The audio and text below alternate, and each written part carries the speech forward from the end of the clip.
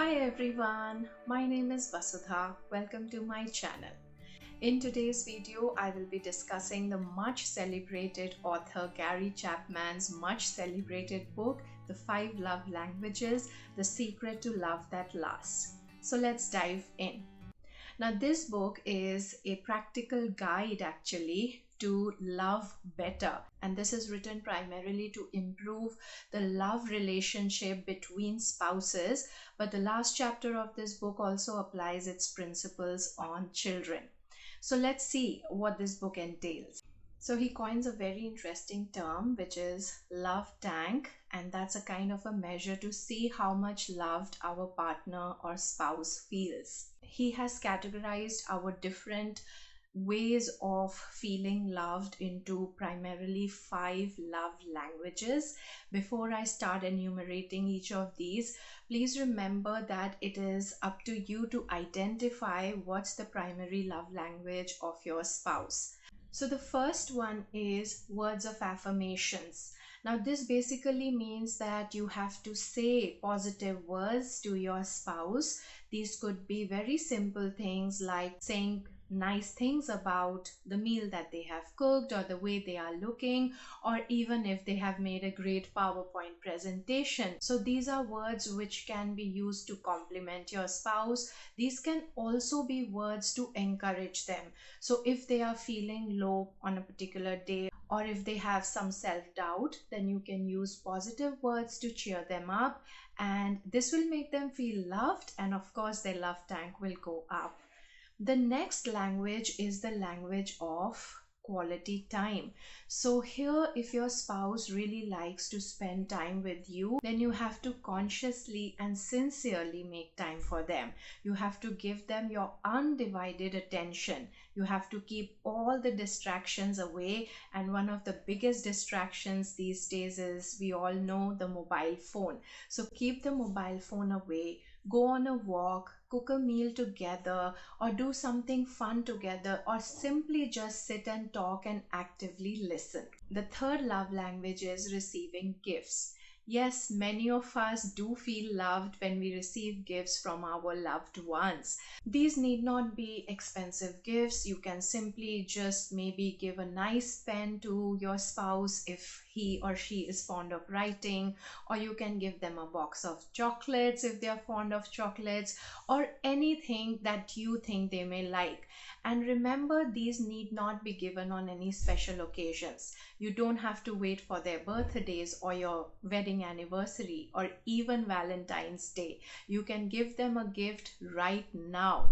And also, these gifts need not be bought from a store or the market. You can simply design them yourselves. You can simply make them at home. These could be, again, very simple gifts, nothing elaborate, because it's the thought that counts, right? It's not something which is so expensively bought, but your loved one may not cherish it, so it defeats the purpose. Something which is thoughtful and something which is doable for you also. It could be cooking a nice meal on a weekday, or it could be making a gratitude card, or just DIY anything that you may think they like. The fourth love language is the acts of service.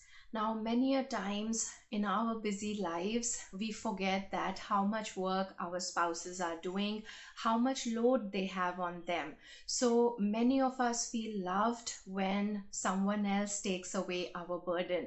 So if your spouse's love language is acts of service, then identify ways in which you can take away that load off their chest and do little things for them so that they feel loved. It could be something like chopping vegetables if your spouse is primarily making the meals every day, or it could be doing some bank related work if your spouse is primarily in charge of the household finances. So doing things for them would obviously make them feel loved, because actions speak louder than words. The fifth and the last love language that he talks about is of physical touch. Now, Gary Chapman doesn't talk about just intimate relationships between spouses. He also talks about the value of non-intimate touch. It could be a simple hug, it could be just wrapping your arms around your spouse, or it could be just a little shoulder rub or a peck on the cheek, or it could be as simple as holding hands. And definitely, these little things add up very quickly to our love tanks. And he also says that, especially when our loved one, our partner, is feeling low, is going through, say, some tensions or stress or anxiety or grief, then holding them when especially they are not feeling up to the mark is the best way in which you can make them feel loved. Now, the last chapter of this book also talks about applying these same 5 love languages to children as well. Now, if we take a look at these 5 love languages, acts of service or positive words of affirmation, or whether it is quality time, physical touch, all of these love languages apply equally to children as well. So there is no way that we can limit these love languages only to our spouses. Our children also want our undivided attention and quality time. They also feel loved when we give them a compliment. They also feel loved when we give them gifts. So we can surely apply these love languages to our children as well. Now, this was the main description and analysis of the book that I could provide in a very brief tablet form. Now, what are the highlights of this book for me? So one of the interesting things for me is that for each of these love languages that he has explained in the book, he has also used a case study. He has talked about a real life couple who are going through different, stages in their married life. So he tries and uses their cases to explain each and every love language that he has talked about. And these are the couples whom he has personally counseled, and he has seen amazing results in their love tanks being filled, and those are like real success stories we can learn from.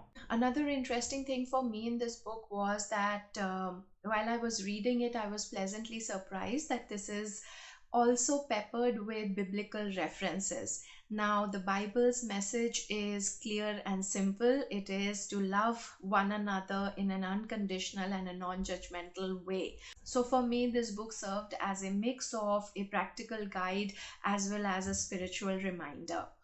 Another interesting thing about this book is that it is full of humor.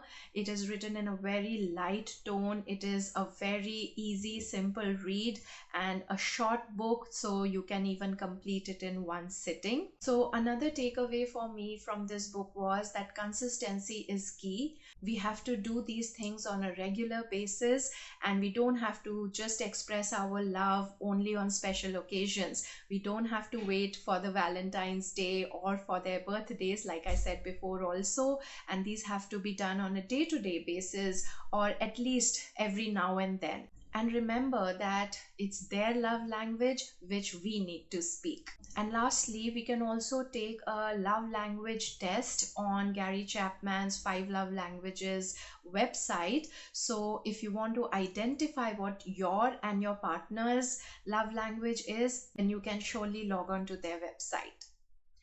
I hope you found this video interesting, and if you did, then please give it a thumbs up and please subscribe to my channel. Until next video, thank you and bye.